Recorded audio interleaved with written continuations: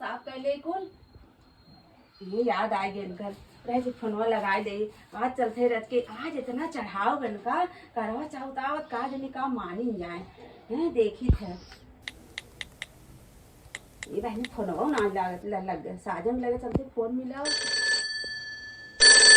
Hello हाँ कैसे है? हम बहुत ठीक है। हे देखो बहुत जाला वाला लाल कुल साफ करत है और हे कहत रहे कि भाई हमें एक चीज दिवा देता करवा चौथ आवत है का और का बतावत है ना।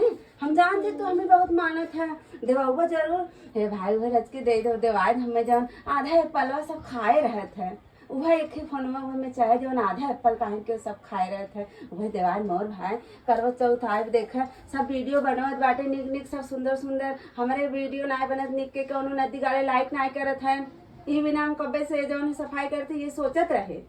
तो मोर भाई दिवा दिया जाना तुम्हारा अच्छा पति है ना साजन है ना। और ये का सुन लिया अगर न देवोगे आधा एप्पल खाए वाला फोन तो जाते हैं एक थरिया खूब खाना फेर लेवे चाप देवे और जाए तो देखबो न कर पानी वैसे पी ले खा लेवे हम रखत है। अब तू सोचा का करबे।